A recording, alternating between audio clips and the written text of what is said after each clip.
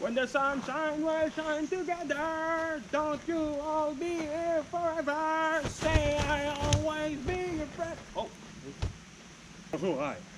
Today we're gonna talk about subcompact SUVs. So the subcompact SUV is a really hot segment right now. They sold a lot. They outsold compact car. They are very, very popular for three reasons. First, they got the ground clearance of a compact SUV.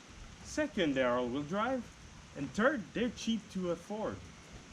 So right now you might be thinking, Charles, what is a subcompact SUV? Let me explain you. Subcompact SUV is like a compact SUV, but smaller. But there's an elephant in the room. No, not me. I'm not an elephant. I'm just a random dude. Not that fat. Andrew always say I'm fat, but I'm not fat. Anyway, there's an elephant in the room. Most subcompact SUV aren't really SUV. They're just here to sold, and you buy them, sadly. And dealers are making a ton of money on your back. And today, I'm gonna explain you how to differentiate a real subcompact SUV and a fake one. By the way, right now I got a golf umbrella, but don't think I play golf. It's a boring sport. So let's first start with a compact SUV like we got here. How do you build it? Well, let's say you're Toyota and you want to build a RAV4. Well, first, you take a Corolla station wagon. You add all-wheel drive, then you give it some ground clearance. Then you stretch the door, and then you stretch the roof. The main advantage of that is that it allows you to compact stuff inside. You can put the seat closer because you got more leg room. And the end result is that you save a ton of space in the back, which is pretty practical. Now, how does this apply to a subcompact SUV? Let's go find out. So let's say you want to build a subcompact SUV. How do you do that? Well, imagine you want to build a car called the Mazda CX-30. You're going to take a Mazda 3, hatchback this time, not station wagon. You're going to lift it. You're going to give it all-wheel drive. You're going to lift the door, lift the roof, and then you have a subcompact SUV. But the thing is, it's not exactly that. And this is where the fraud happened. The rain stopped. Thank you, Jesus. I know the car is dirty. I just came back from a road trip. Yuck. So, here we have the CX-30. And as you can see, it's not that high.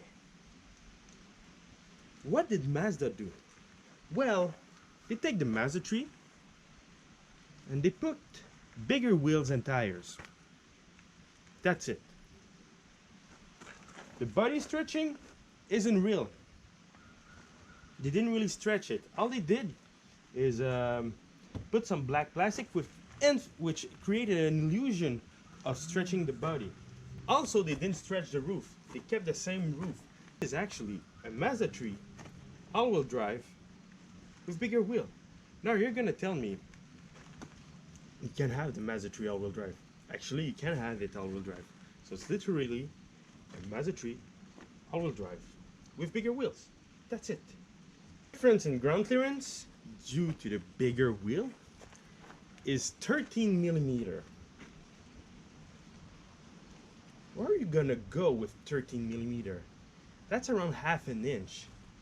You wanna know how much they ask more for a CX-30 next to a Mazda 3 all-wheel drive for this with the same trim level?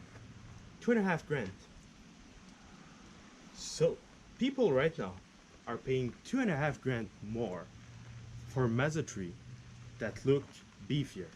The difference here. By the way the Mazda is parked in that little hill is the effect of ground clearance, so it look even higher. But now that we have both next to each other, now you're gonna tell me the CX-30 is higher, but like I say earlier, because of the way the parking is made here. In Canada, it's full of mountain. Remember that, Coors Light? Actually, we do real beer here. So now, Which one is cheaper to buy? Well, the Mazda 3 with all-wheel drive. Which one is the most economical? The Mazda 3 with all-wheel drive. Which one is the roomiest?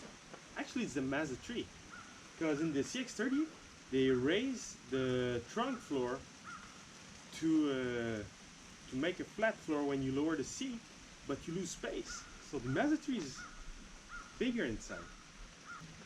So why would you get a CX-30 instead? Well, there's one argument, and it's a big one actually. It's one that sold a lot of SUV. It's a driving position. In the Mazda 3, as you can see, I'm sitting low in the car. As you can see, the door finished right here next to my shoulder. While in... Shut up! Hurry up! Don't want to hear you, okay? While in the CX-30, look how I am sit. The door arrived much higher to my shoulder, and well, right now the seat is not adjusted for me, it's adjusted for my sister, so this driving position makes people feel safer. And that's a huge argument, because safety means comfort. Comfort means comfort. The safer you are, the more comfortable you are. Now, is there any subcompact SUV that are actually SUV? Yes.